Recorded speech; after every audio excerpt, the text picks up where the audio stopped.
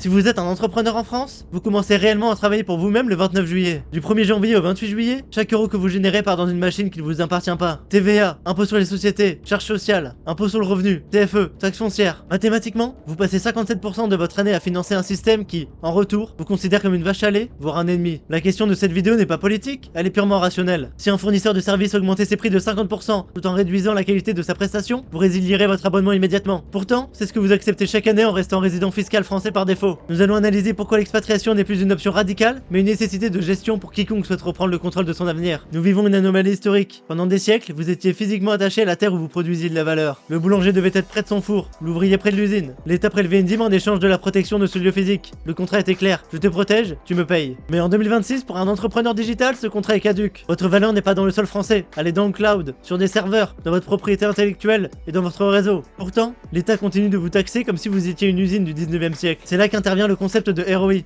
le retour sur investissement de votre citoyenneté. Que vous rapporte votre imposition? La sécurité? Les infrastructures? La santé? Pour le montant que vous versez à l'URSSAF et au Trésor public chaque année, vous pourriez vous offrir une assurance santé privée internationale et peut-être même une sécurité privée. Rester, c'est accepter un mauvais deal par simple habitude. C'est ce qu'on appelle en psychologie le biais de statu quo. La peur de perdre ce qu'on connaît même si cela nous dessert. La solution logique à ce problème porte un nom. La théorie des drapeaux ou flag théorie. L'idée de base est simple, allez là où on vous traite le mieux. Au lieu de confier tous les aspects de votre vie à un seul gouvernement qui a donc un monopole total sur vous, vous diversifiez. Vous plantez des drapeaux dans différents pays pour maximiser votre liberté et votre sécurité. Dans sa version moderne, simplifiée pour l'entrepreneur digital, cela repose sur 3 piliers. Premier pilier, la résidence fiscale. C'est là où vous vivez officiellement et vous payez vos impôts personnels. L'objectif est de choisir une juridiction qui ne pénalise pas votre réussite. Deuxième pilier, l'entité légale, votre business. Votre entreprise n'a aucune obligation d'être domiciliée là où vous dormez. Elle doit être enregistrée là où la fiscalité des sociétés est efficiente et l'administration fluide. Troisième pilier, votre mode de vie. C'est l'endroit où vous dépensez votre argent. L'objectif est de structurer votre vie pour que les lois travaillent pour vous et non contre vous. Regardons le marché actuel. Des pays sont en compétition pour attirer votre capital intellectuel et financier. Si la France ne veut pas de vous, d'autres vous déroulent le tapis rouge. Prenons 3 exemples concrets, 3 profils types. L'option prestige et zéro taxe, Dubaï. C'est le choix rationnel pour ceux qui veulent scaler sans friction. 0% d'impôt sur le revenu, 9% sur les sociétés au-delà d'un certain seuil, une sécurité absolue, un hub mondial. Ici, l'État est riche grâce au pétrole et au commerce. Il n'a pas besoin de piller ses entrepreneurs pour survivre. L'option européenne et abordable, la Bulgarie. Vous voulez rester en Europe? La Bulgarie offre une flat tax à 10%. 10% sur les sociétés, 10% sur le revenu. Le coût de la vie y est 2 à 3 fois inférieur à celui de Paris. Avec 2000 € par mois, vous avez un pouvoir d'achat équivalent à 5000 € en France. L'option liberté totale, le Panama. Le Panama applique une fiscalité territoriale. Cela signifie que l'argent que vous gagnez hors du Panama n'est pas taxé au Panama. Pour un entrepreneur digital dont les clients sont en France ou aux USA, c'est une solution redoutable. Ce ne sont pas des paradis fiscaux obscurs pour cacher de l'argent sale. Ce sont des états souverains avec des lois claires qui ont compris que pour attirer la richesse, il ne faut pas la punir. À ce stade, une objection se forme souvent dans votre esprit. C'est bien pour les millionnaires, mais pas pour moi. Ou encore, je ne peux pas partir, j'ai ma vie ici. C'est normal. Mais l'expatriation n'est plus une question de niveau de revenu, c'est une question de mobilité. Dès lors que votre revenu ne dépend pas d'un lieu physique, vous avez le choix. Que vous gagnez 2000 € par mois ou 200 000 € par mois. La vraie barrière n'est pas financière, elle est mentale. On nous a éduqués avec l'idée que subir l'impôt et la bureaucratie était une fatalité, le prix à payer pour être citoyen. Mais être libre, ce n'est pas rejeter sa citoyenneté, c'est refuser d'être captif. Vous pouvez choisir de vivre 6 mois à Dubaï et 4 mois en France. Vous pouvez choisir de baser votre société en Estonie tout en voyageant en Asie. L'objectif est de vous faire réaliser que vous avez les clés de la cellule. La porte est ouverte, il suffit de sortir. L'expatriation est l'acte ultime de responsabilité individuelle. C'est dire, je suis le seul maître de mon patrimoine et de mon avenir. Ce n'est pas fuir, c'est avancer vers un environnement qui respecte votre travail. Sur cette chaîne, nous allons décortiquer ensemble les mécanismes pour quitter le système français légalement, proprement et intelligemment. Mais aussi pour ceux qui veulent anticiper leur expatriation, à travers l'investissement notamment, pour français et expatriés. Si vous voulez comprendre comment structurer votre départ, quelles sont les juridictions les plus adaptées à votre situation, et comment ne plus subir votre environnement, abonnez-vous.